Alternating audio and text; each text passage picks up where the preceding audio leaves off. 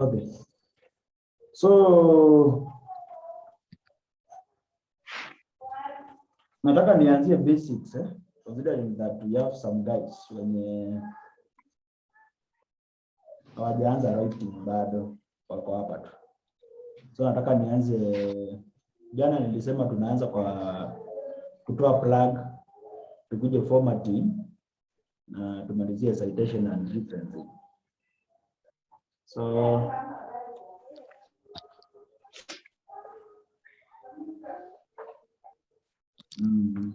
hapo ndio tunaanzia So allow me to share one of my windows.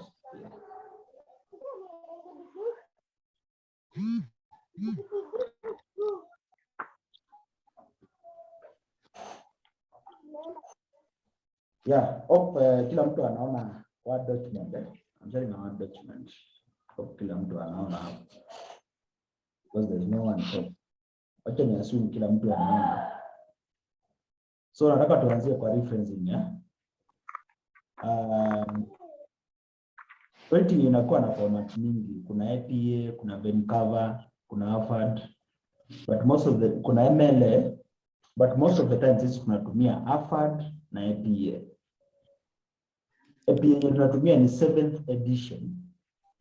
So with the 7th edition citation yake ya APA na AFAD huwa zinafanana. Difference inakuanga pale kwa referencing and then the structure.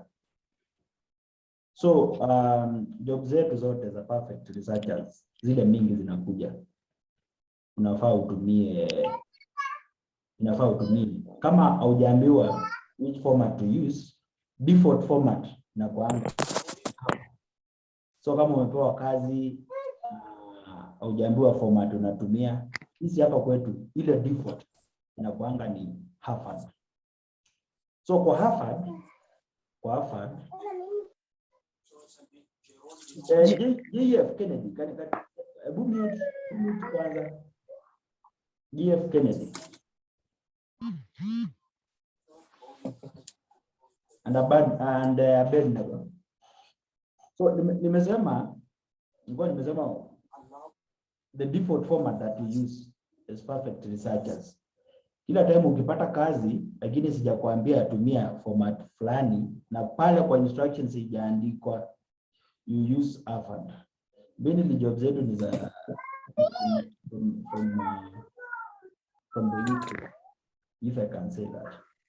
So ukipewa kazi because huko mainly wanatumia AFAD, instructions ujaambiwa use this kind of a format, just go straight na utumie AFAD. So for perfect researchers, wacha tuanzie na kitu inaitwa paraphrasing. Ukipewa job,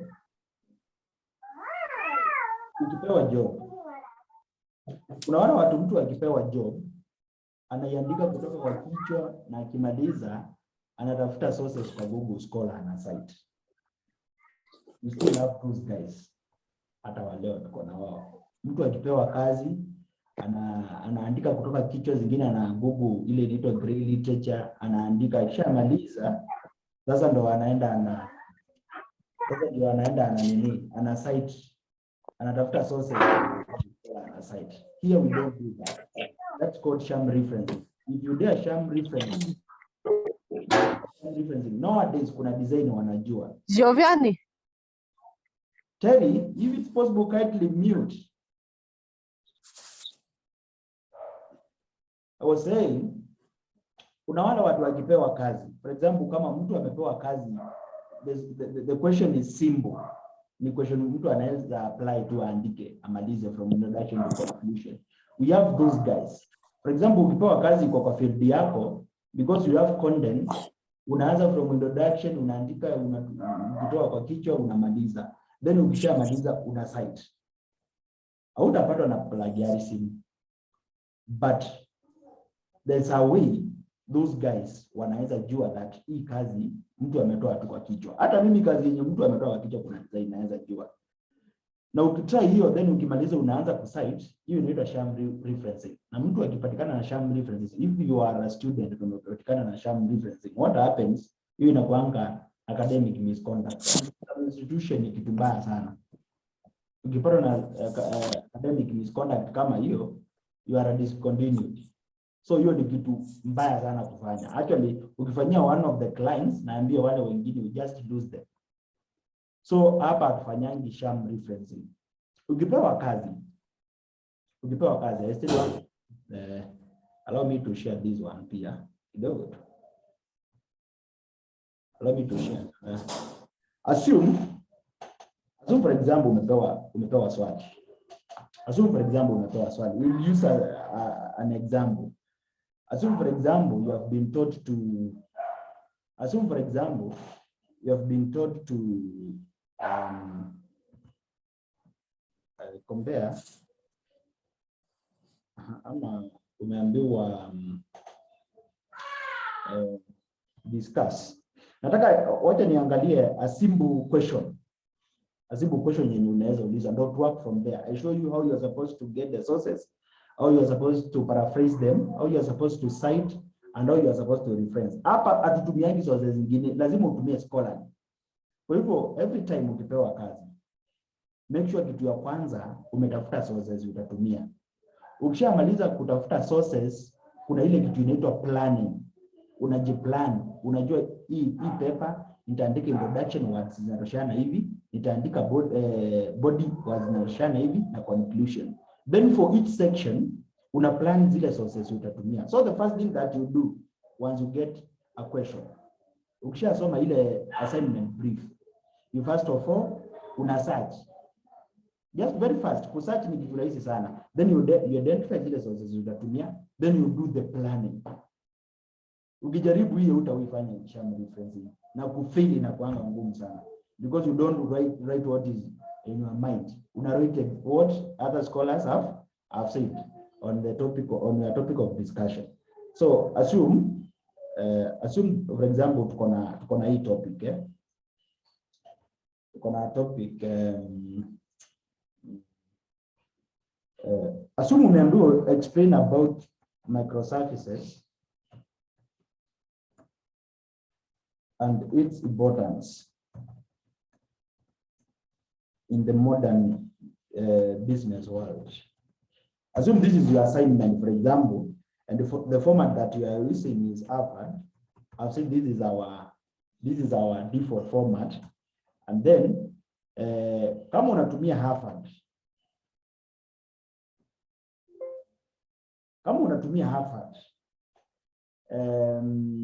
basically perfect researchers na zile assignments zingine utapata hata kama unafanyia another employer. Nowadays hatutumii sources from 2010 they are now outdated unless you have been taught to use sources that were published by 2010 kutoka huko. So make sure ume strict your kama unatumia Google Scholar ama ile database unatumia restrict from 2013 to 2022. So mostly zile sources nataka nione pale kwa citation zikuwe published between 2013 and 2022. Huo inaenda hivyo kiongezeka na 1 year. For example, next year it will be in 2023. So sources zitakuwa from 2014 to 2023. If you use sources that were published before 2013, then those are outdated. It also pia topic yenye unatumia huwe na nini determine the sources that zenye unafaa research, the range, the year. For example, kama ni kitu una discuss recent, kama about smart technology and how it has improved in the recent years. For example, assume hiyo ni topic yako. You are supposed to use the most recent sources. So kutoka tuseme 2019, 2010. But basically, kama ni assignment umepewa na unaanza kuplan, make sure zile sources una choose they were published between 2013 and 2022. Unless you have been taught to use sources published between a specific range. If there is nothing like that, just use sources that were published between 2013 and 2022. So assume this is our assignment, and the word count for this assignment, for example, is 1,000. Assume this is your assignment. Umepewa question inaambiwa to explain microservices ni nini and its importance in the modern business world. Ukitaka usifanye sham reference na usipewe ma revisions na manager na pia ikienda huko usipewe revision. This is what you do. Ukipewa hizi kitu ya kwanza unajua ni sources ngapi unafaa utumie. That's where we start. For example, kama ni 1000 words, sometimes sisi hatutakwambia use this number of sources. Kama ni 1000 words, there is a formula that I gave you guys pale kwa group, but because we have other members wenye wako kwa group, I still give that formula. Kama ni 1000 words, you're supposed to use at least 10 sources. You're supposed to use at least 10 sources. Kama ni 5000 words, you're supposed to use at least 5 sources. So one page, zile sources unafaa utumie. One page iko na 275 words, ni 3. Inaendanga ikipanda hivyo. 2 pages use 6. 3 pages tumia 9. 4 pages 12. In that order. So make sure kitu ya kwanza umeplan sources ngapi nafaa nitumie. Hiyo ni the least number you can use. Sisemi kwa one page utumie 3 sources. You can use 4.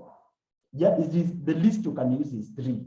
Because most of the time this hatutakwambia use this number of sources. In some employers kama SI Pro and those who have worked with Overcock, they tell you the number of sources that you are supposed to use, but hapa sisi hatukwambiani.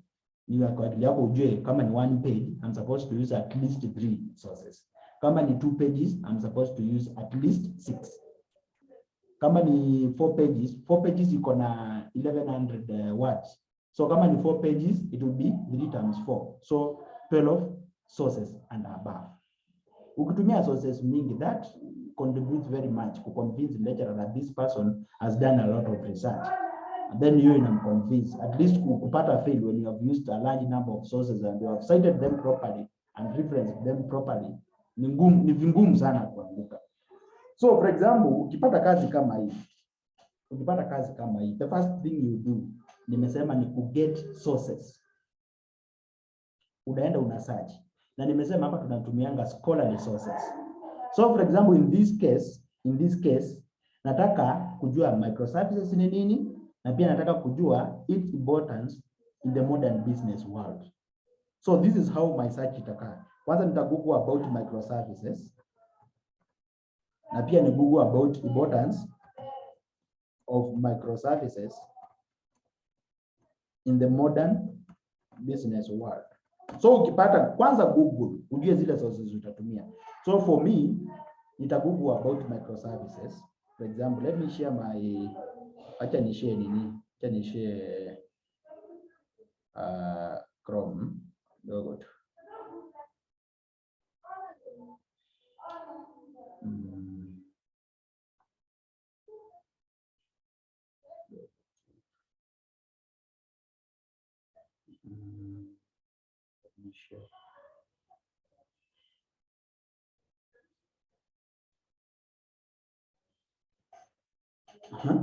Wacha ni share hii kwanza.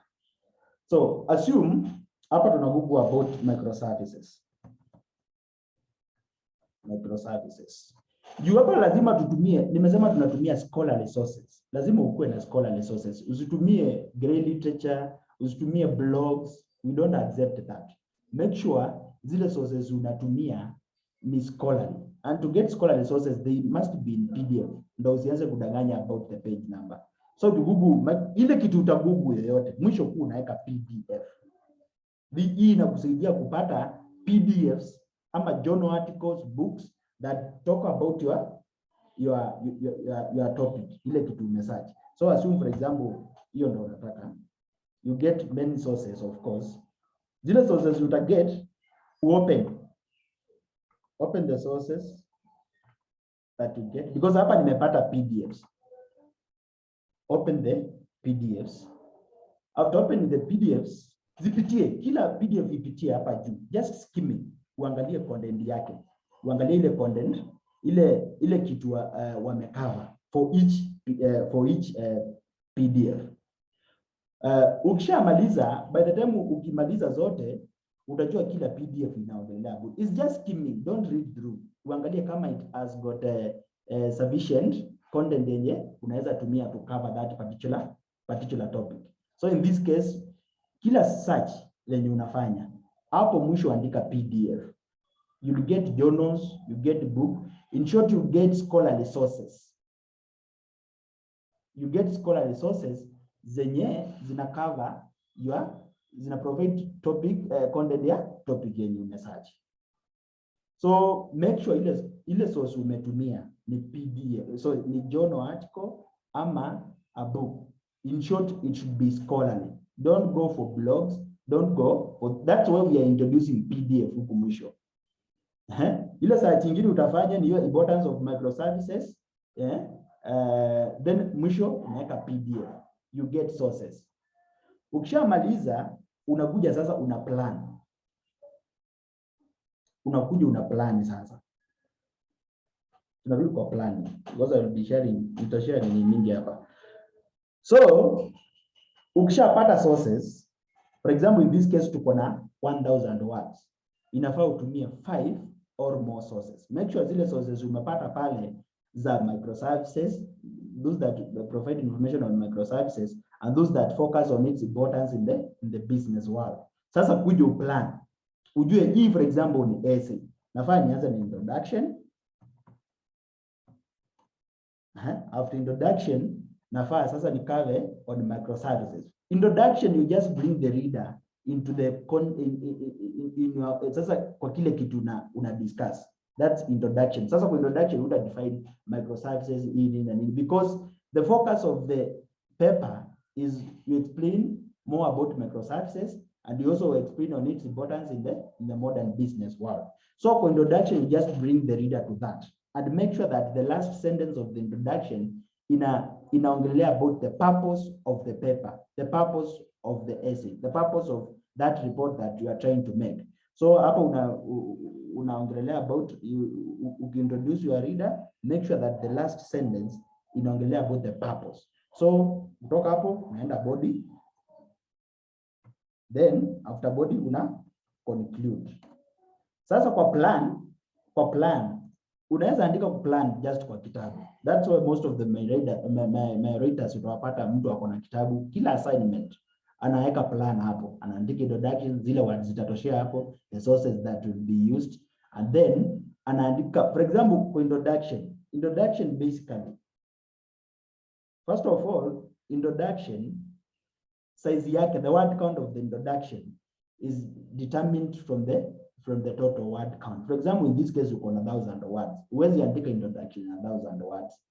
So in this case that's introduction itakuwa tu kama paragraph, like 150 to 200 words. A paragraph huwa ina range hapo between 150 to 200. Usiandike paragraphs kubwa, usiandike paragraphs kidogo. So make sure that it ranges between 150 and 200 words.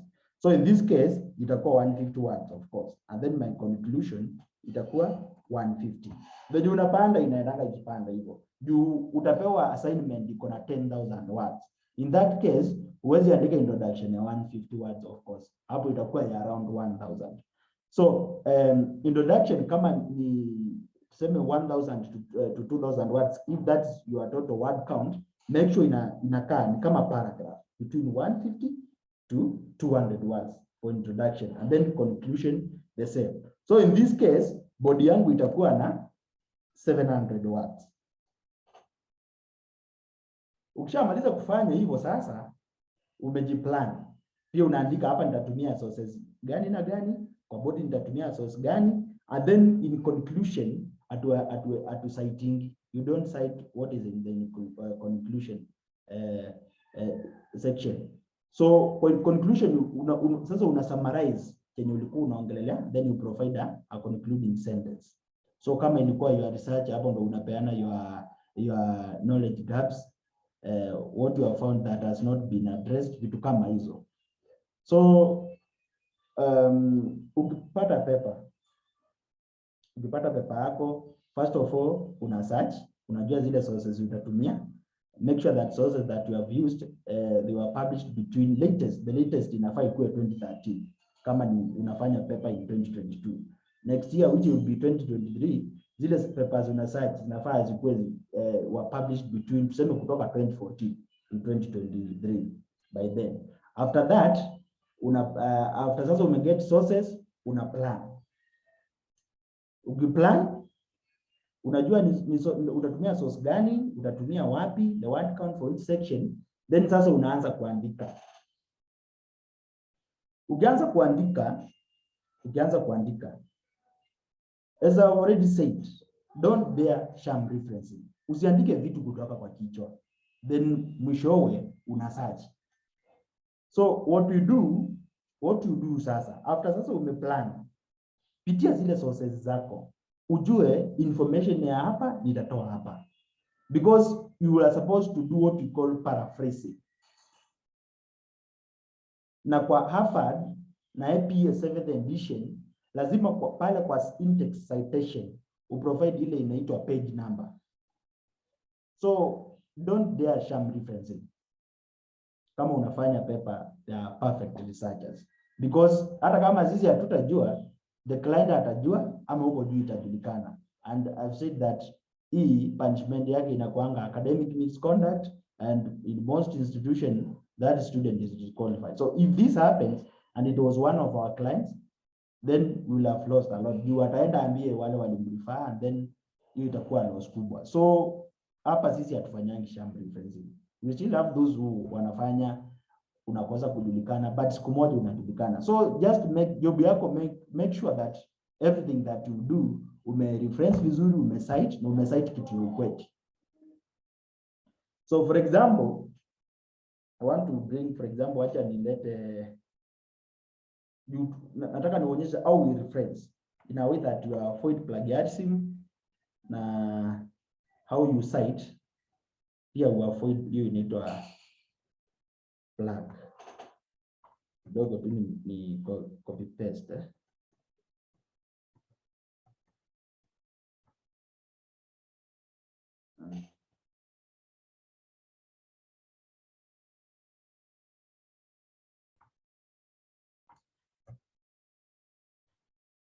Sijui tuko pamoja ama niko peke yangu?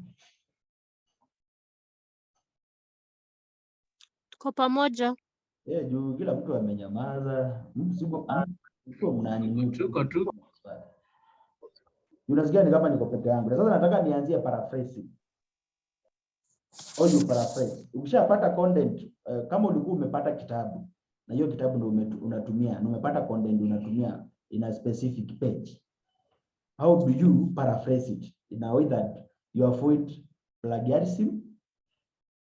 Pia kuna venye unaweza andika content. Plagiarism si ile ya kufuatanisha, ile inapata na pantini. Kuna venye ukicite, kama for example ulikuwa umepata content mahali na usite na reference another book.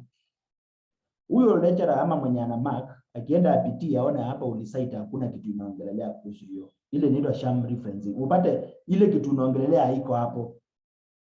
Hiyo pia ni plagiarism. So plagiarism usiangalie kama ni ile copy paste. For example, kama ukikopi kitu na quote, of which sijasema mfanye hivyo, no quote, then you provide the specific page number. In that case, hiyo si plug. Juu pale ukiweka kwa tantini itakuwa highlighted in red. But because you have quoted, na uka provide the exact page and in short ukicite pale mwisho umepeana the page number, hiyo si plug. In short, I'm trying to say that plagiarism haikujangi when you copy paste ikikuwa related kwa tantini. Pia ukipeana wrong references ama uchukue kitu ya mtu na ukose ku reference, hiyo ni sham referencing.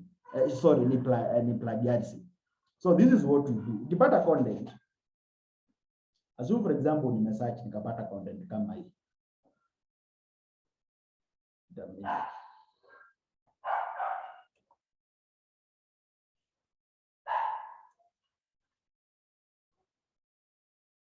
Nataka kupaste sijui kwa nini kidogo.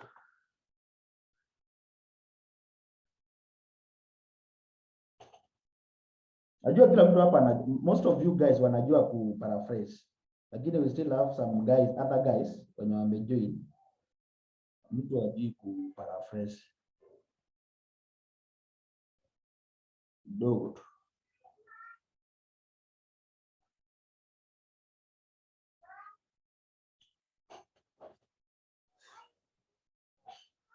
So assume hii ni kitu iko kwa source fulani, iko kwa book yenye imeandikwa na mtu kama John Evans, was published in 2015 for example, niko page 12.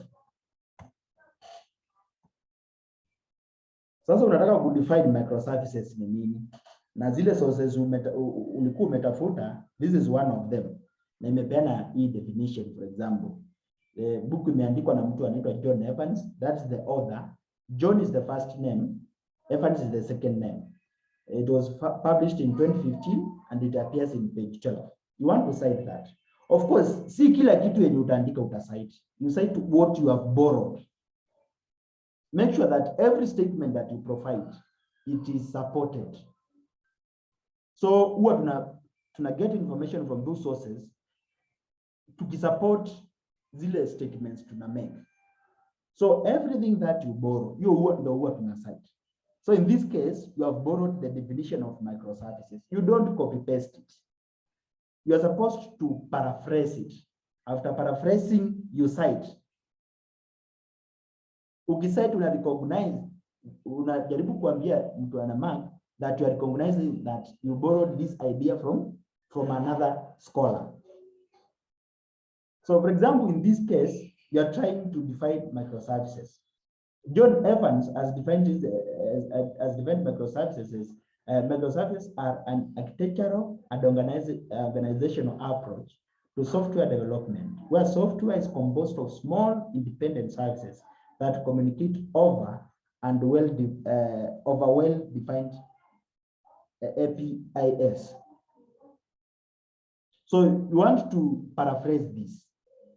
To avoid plagiarism and in paraphrasing, you use your own words. You communicate the same idea using your own words. In using your own words, you ensure that there are no 3 or more words that appear in your work in the same order that they appear in the source that you have borrowed. Kwa hivyo ile kitu utaandika hapa, which is borrowed work sasa. Paraphrasing. Make sure that your sentence haina 3 or more words zenye ziko in the same order as ile definition imepeana na your scholar mwenye una borrow. So in this case, we define microservices. When defining, use your own words. Try to reframe it in a way that you don't have 3 or more words in your definition zenye zinafuatana venye zimefuatana kwa source yenye una borrow. That's what we call paraphrasing. So use your own words. Actually, most of you guys, kama uko able kutumia ukisoma kitu hivi, una reason una put in a very unique way, such that there are no 3 or more words kwa definition yako zenye zinafuatana or they appear in the same order as they appear in the source that you have borrowed. For example, in this case, microservices are an architectural and organizational approach to software development, where software is composed of small independent services that communicate over well-defined APIs. Wait a minute.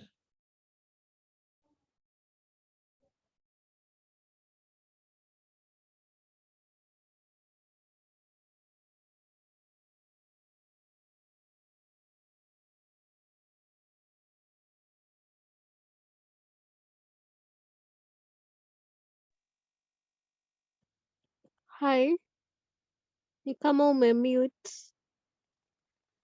Nilikuwa nimesema mnipe time kidogo juu kuna watu wanapiga kelele mahali. Juu hapa nataka nipigie in a way that kila mtu ameelewa. That's why kuna readers nimefunza siku nyingine nikapea mtu kazi aka copy paste. For example, hapa nataka kudefine microservices and I copy paste exactly the way it is.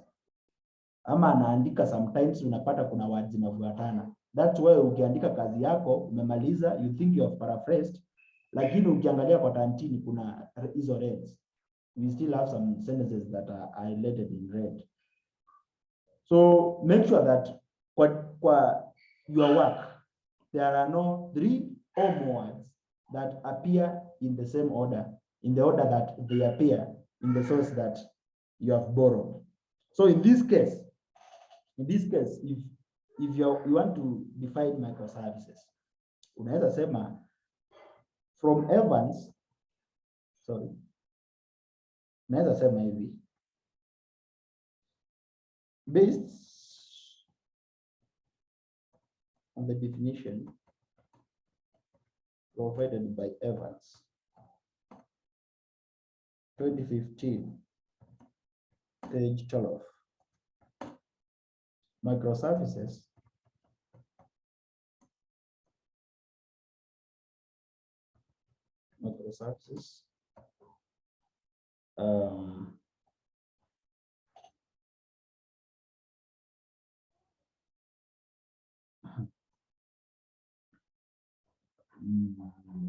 microservices is an organizational and architectural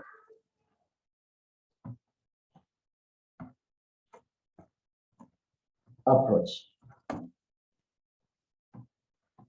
to the development of software whereby small and independent services communicate over. This may not be accurate anyway, but there's a concept, an idea that I'm trying to put across.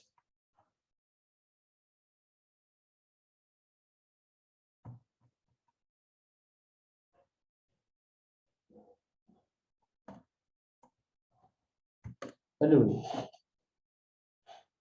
in this case, what I'm trying to do is to ensure that I don't interfere with the concept that Evans is communicating through this definition. Don't reframe the sentence in a way that utapoteza the concept. So make sure that in your reframing, hujapoteza meaning. So in this case, wamesema microservices are an architectural and organizational approach to software development, where software is composed of small independent services that communicate over well-defined APIs. I'm trying to reframe it in a way that we don't have 3 or more words in my definition that appear in the same order as they appear in this definition by Evans. That's what we call paraphrasing. After paraphrasing, in my definition, for example, even if it does not make sense, first of all, it has maintained the initial meaning of that thing, of microservices. Secondly, we don't have 3 or more words in my definition that appear or are in the same order kama hapa kwa definition ya Evans. So that's what we call paraphrasing. Use your own words. Use your own words. Si lazima pia utumie venye nimezitumia hapa. You can use your own words, but ensure that the meaning has not been lost. Ukiparaphrase. That's the most important thing. You can use you can still have other words that you can use in place of architectural and organizational, but make sure that those words, you do not use them in a way that the initial meaning of microservices in this case is lost. So for paraphrasing, the most important thing, the leo, and what I wanted you guys mjue is that ukiparaphrase, make sure that hauna words 3 or more kwa kazi yako zenye zinafuatana, design zinafuatana kwa source yenye una borrow. Ile kitu ingine, once you paraphrase, ile kitu uta paraphrase, make sure you cite it. In my case, hii ndio tunaitanga in-text citation. Hii una cite hii. Kwa Harvard uta cite it. Kama kitu umeipata exactly kwa page fulani, this is how you have to cite. You have to provide the year, you have to provide the page number, and you have to provide the name of the author. Si lazima uweke ukianza, unaweza pia uweke huku mwisho. So unaweza anza tu direct. Unaweza anza direct and then huko mwisho you provide the name of the author in brackets, the year and the page number. Sijui sasa kama hapo tumefika iko fiti ama kukoaje. Unajua muongei, nasikia tu ni kama niko peke yangu. Mnaweza ni mute kidogo bana. Niko na swali. Yes. Hello. Yes, uliza swali. Oh, okay. Kuna mahali unapatanga documents fulani like PDFs fulani ni kama hazina page number. Sijui zinakuanga kama HTML. Hazina page number but it's a document. No. A PDF. Unajua kile kitu nimesema hapa, we use scholarly sources. PDF, so journal articles and books. That's what we mean use. Actually, if it's possible, use journal articles. Avoid books. But in sometimes kuna zile content utafuta upata uzioni kwa journal articles. That's when unaangalia kwa books. Make sure that ile kitu unatumia iko organized design. Unaona page number, unaona the journal article ni gani, you see the author. Kama uone author, of course your source kuna issues. Maybe it is not scholarly. So make sure that ile source umetumia ni scholarly. Go for journals. Sometimes kama unafanyia jobs za SCU, of which we are not doing those ones, za Australia, wanakuambia utumie peer reviewed. Ukipewa job ya SCU, for those who have done, unaambiwa utumie ile inaitwa peer reviewed sources, journal articles. So hapo ni journal article. Number 2, lazima ikuwe peer reviewed. So jifunze kutumia journal articles, journal sources, journals in short. Jifunze kutumia hizo. So kama unaona uko na tashwishi hata iandiki haina page number, haina nini, don't use that source. Okay, sasa. Yeah. Kuna swali lingine? Jaribu kuongea bana. Sasa mkinyamaza hivyo mtu anadhani hata hapa peke yake. Kuna mtu mwingine ana swali? So nilikuwa nimesema Niko na swali lingine. Yes. So kuna vile umesema journal articles. So what about those peer reviewed? Utajuaje like this journal articles? PDFs? Of course at this point. Of course kila mtu mwenye hapo hapa amejaribu write, hata kama hajajua sana. Lazima unajua the difference between a journal article and a book. Si pale juu kwa title hapo wanaandikanga journal fulani, volume fulani, issue fulani. Journal articles kuna venye zinakaa. Of course I'm sure mnajua. Sijui kama nafaa nianzie huko. Hiyo sidhani hakuna mtu anajua. Journal article kuna ile design inakaa, kitabu kuna ile design inakaa. But most of the time ukiweka PDF kwenye nimeweka hapo juu, ukisearch unapatanga journal articles. Sometimes utapata zile zinaitwa grey literature. Don't use those ones.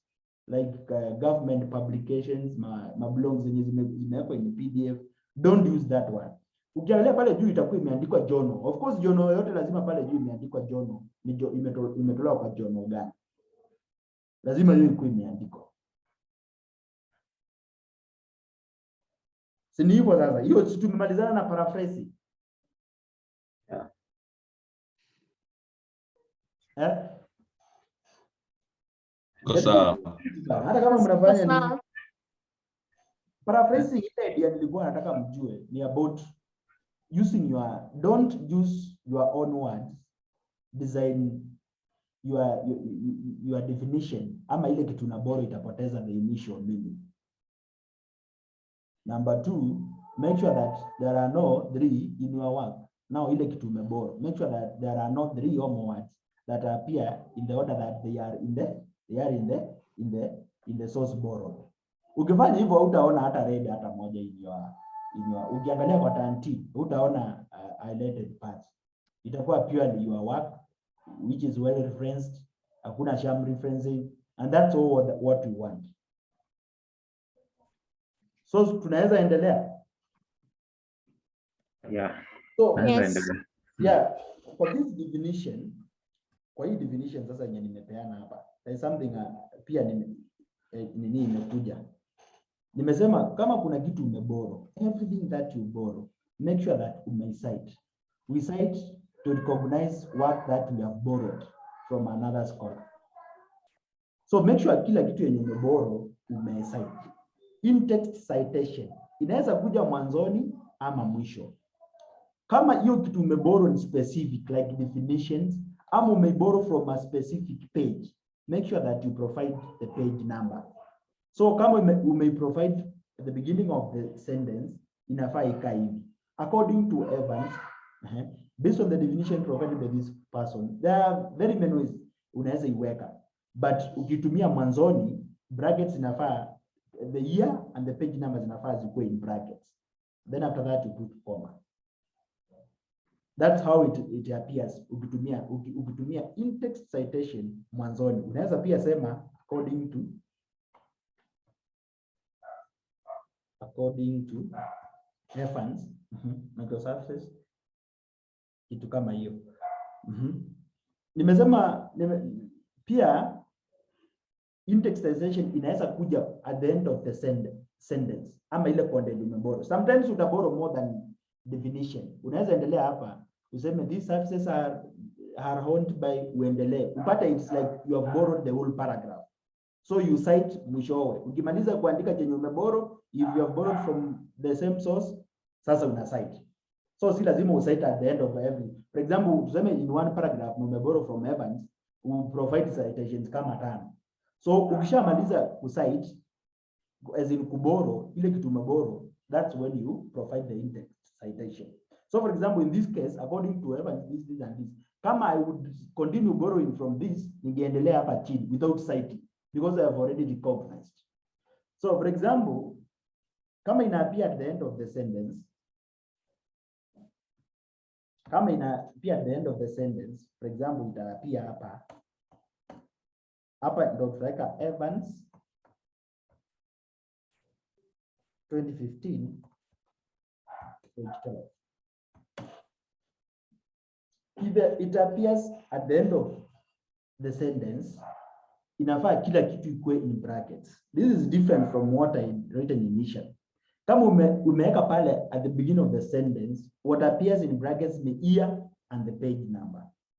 Kama ni at the end of the sentence, ni the source, the year and the page number are in brackets.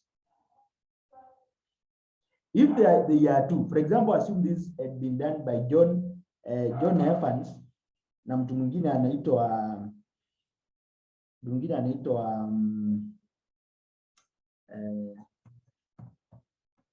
Yogri, sorry, mtu kama Peter Yogri, for example. Assume they were two sources, they were two authors. So in this case itakuwa Evans and Yogri.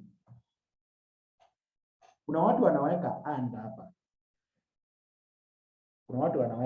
Hapo. Sijui hiyo ni ya Australia ama ni ya wapi. But generally papers zetu weka and kwa in-text citation. Hatujafika huko chini kwa referencing. Hizi ndio zinaitwa citations. So if they are two, unatumia and kwa in-text citations.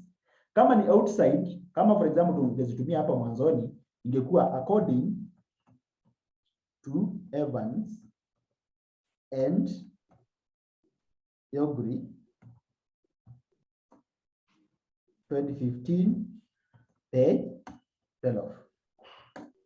Angalia the way and iko hapa na they are used. If the authors are outside brackets, tunatumia and. Kama they are inside brackets at the end of the sentence, that's when we use this for in-text citations. There are people who are using and hata kwa kupigiwa kwa brackets. I consider that wrong.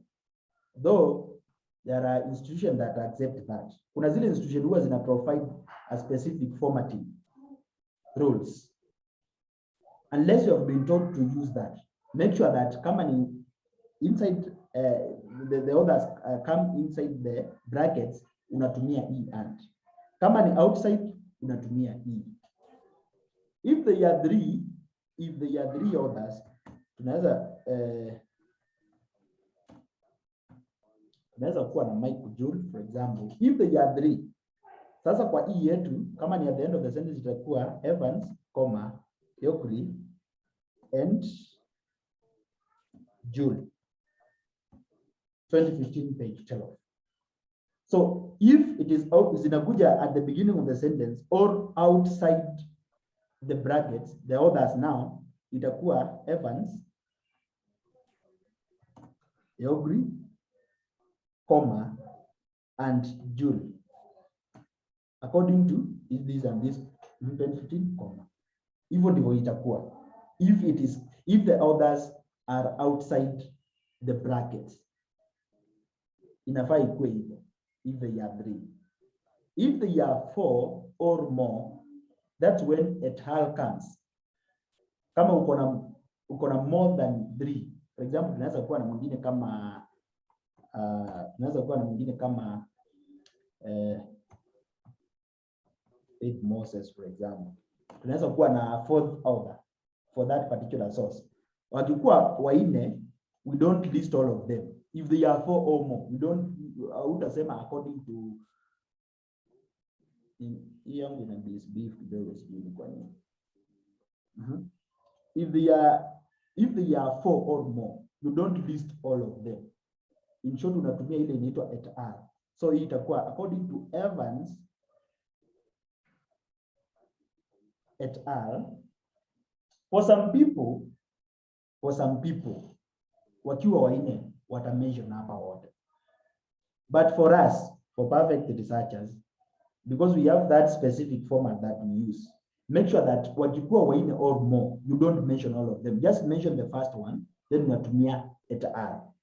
In this case, hapa itakuwa Evans et al. Comma 2015 page 12. That's how it appears kama inakuja at the end of the sentence. So hapa tunaachana na vitu za and. So kama ni waine or more, don't mention all of them. Just mention the first one, then et al. Then una provide the year, kama ni at the end of the sentence, and then the page number. In some other cases, kama unafanya kazi, utaafu kusoma kitabu fulani ama usome sources, then uanze kazi yako. You'll be knowing, for example, I have borrowed this content from Evans, for example. Upate what you have paraphrased or written there, you may borrow, but it is not specific. See kama definition. See kitu may get from a specific source. That's when we don't put the page number. So sasa ina appear without the page number. If what you have written is general, it's not something that can be found in a specific page. Ni kitu iko unaipata in various pages. We don't put the page number. That's when unaweka year peke yake. Kama si kitu specific imetoka kwa a specific page na number. That's how we put it. So unatoa now the page number part. In short, for definitions, make sure that umeweka page number. Ikuwe ni Harvard, ikuwe ni APA, make sure that umeweka page number. If ni kitu general, you are trying to analyze something and then you have borrowed knowledge from a particular source, don't put the page number. Hiyo ndo tunaita in-text citations. Hizi sasa ndo nimewaletea hapa ndo zinaitwa in-text citations. Sidhani kama sasa kuna mtu aelewi in-text citations ni gani and the way to use na vile anafaa kuzipresent. Sijui kama tuko pamoja hadi hapo. Niko na swali hapo. Yeah. Kwa hiyo tuseme kwa mfano hapo kwa John Evans. Yes. Ni lazima tutumie hiyo jina ya pili. Yeah. Use is it the surname ama inaitangwa? Just use the second name. Usitumie kwanza. Hiyo ndo tunatumia kwa in-text citations. Hata kwa referencing, because hapo ndo tunaenda, name ya pili ndo itakuja. Hizo zingine unazitumia kama initials. Use the second one. Hata kama zimepeana tatu, use the second. Hiyo ndo ina present that particular order. Then hizo the other name tunaweka kama initials. For example, kwa referencing, ukuje huku chini kuna references.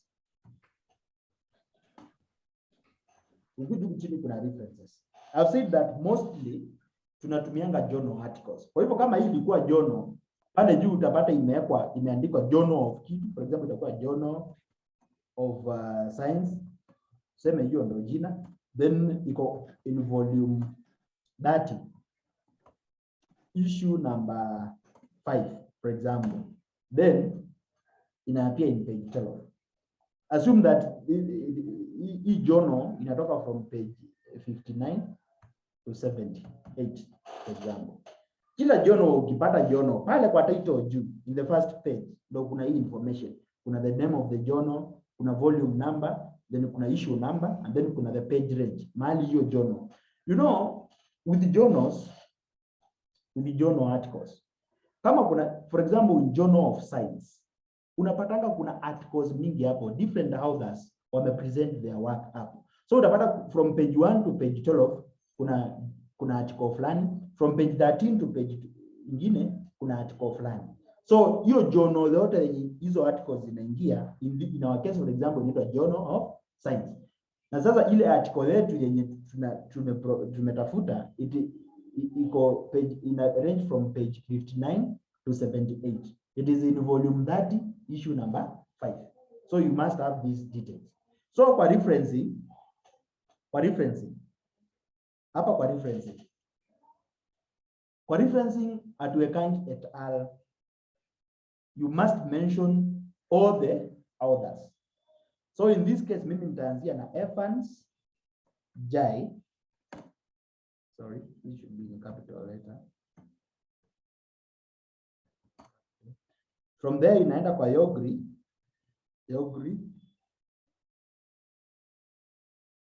P, Jule M, then kwa mwisho kama ni Harvard huwa tunaweka E and pale kwa reference and Moses F. So hii ni Harvard now, Harvard format. Then unaweka year 2015 full stop. Una provide title of that journal. Assume for example title ya hii journal ilikuwa microservices. Then iko kwa Journal of Science volume 30 issue 5 from page 59. Most of them wataandika tu from there, wataandika 59 to 78. Unafaa italicize the name of the journal of Science. In this case you don't italicize the title. We italicize the title for the case of books. Kwa books hakuna the journal of kitu kama hiyo. So that's when you italicize the title of that particular source. So in this case what you are italicizing is the name of the journal. Then you have the volume, issue number, and the page where it falls. Some others wataweka hivi. So unaweza tumia hiyo ama unaweza tumia yenye ina. The only difference ya Harvard na hii inakuja hapa. The use of and na this year. So for APA inakuja hivi. Evans Jai Yogri P Jule M and hiyo Moses F. Then after that tunaweka brackets 2015. Then the other part iko just the same as it is in Harvard. What matters here is the use of this. Now the year for APA, the year should be in brackets. Sijui kama hiyo imeeleweka, because kuna wale watu utapata mtu ana cite Harvard na anaweka brackets kwa year na anatumia this kwa references, which is wrong. Don't do that. So kama una reference kwa Harvard, make sure unatumia this and na year comes after the brackets. Sorry, after this comma. Atuwekangi brackets kwa Harvard referencing. Then you have the title of the journal, the name of the journal, then comma, volume, issue number, and then the range of the pages where you find this. In this case, ilikuwa page 12. I think inafaa iwe from page 9 to to 20 kama 18 for example. Juu page 12 inafaa ikuwe between that range number. Ukitaka kujua kama mtu ameshamreference, utapata for example jono yake ilikuwa inaapia from page 9 to 18. Lakini hapa kwa citations ameweka page 30. So utajua huyu of course amesham reference. So make sure that zile sources unatumia hapa ni zenye umeget your content. Don't put false sources. Usijaribu kutumia ujanja hapa because hiyo itakuwaste. Unaweza andika paper ya 3000 words, waenda wapare ni sham. Of course mimi nitakukata pesa because I have to lose. I have to refund the money, nirudishie client, and I will still have to lose customers. So make sure that umetumia sources za ukweli, umecite page numbers za ukweli kama una provide page numbers. Kama u provide page numbers, make sure that the authors when you provide no ukweli. That's where you have exactly borrowed your content. You in other institutions kama wamepata huwa wanaulizwa, wanaambiwa send the PDFs that you used and then you highlight where you borrowed this particular content. Kama huku umetafuta hizi sources, you will not be able to do that, and that affects us a lot. So for us, make sure that you use sources of ukweli, cite properly, avoid the plagiarism. Kama ni AFAD na APA, make sure that we have this difference. Make sure that we have this difference hapa chini. Use of and use of brackets. And then I think that's all about citations and references. Kama kuna mtu hapa swali. Kidogo nilikuwa interrupted kiasi. Yeah. Yes. Nimekuwa interrupted kiasi, ni hii part ya etal imenipita kiasi. Unaweza rudi hapo hivyo after watu wangapi, more than ngapi ndio tunatumia etal na number of pages if they are more than etal. 3, if they are more than 3, but we use etal for text citations. So you have understood the difference between references and citations. Citations, yeah, I do understand. Hiyo ndio tunaitanga citations. Kuna watu unapatanga mtu ako na citation na hana reference. Unapata aliweka citation na huko kwa reference hakuna kitabu kama hiyo. Make sure that every citations, ile citation uko nayo huko mwisho kuna reference yake. Because ataona citations hapo, then huko chini ndo kuna now the referencing of the source where this particular content was borrowed. So make sure that citation iko na reference. Usiweka citation peke yake na hakuna reference. Ama ukuwe na reference na haijacitiwa mahali. Hiyo ni kama kumaanisha uko na kitabu ulifungua but hukuitumia. So it does not need to be there. Make sure that every citation iko na reference huko chini. And every reference imecitiwa mahali. You can cite one reference more than once. Unaweza tumia for example Evans, you can use it in different paragraphs if it has content for use in those other parts. So a reference can have several citations, but a citation cannot have more than one reference. So lazima citation specific lazima ikuwe na reference huko chini. Make sure that citation iko na reference in short. So nilikuwa nasema in response to that, you use et al for in-text citations, and you use it when the number of the authors may exceed 3. If you have 4 or more authors, that's when et al comes in. That's when you use it. So tumia et al. For example, in this case, we have 4 authors. We cannot start listing all of them. Assume you have a source with 15 authors. You can't list all of them. You just list the first one, then you use the word et al. Just sorry, nimepotea kidogo.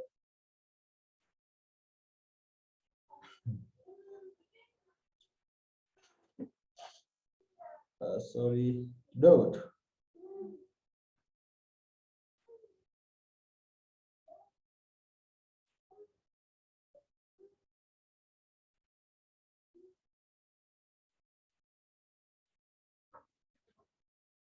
Mko bado ama mmeenda? Huko ndio unapotea potea. Nimepotea kidogo. Ime disconnect mahali. Nilikuwa naeleza about the use of etal. Of course tunafaa kwa tushamaliza. Kuna setting nilikuwa nimeweka mahali. So in short, use etal when you have 4 or more authors. That's when you use etal, and only use etal kwa in-text citations. Usianze kutumia etal kwa referencing. Don't do that.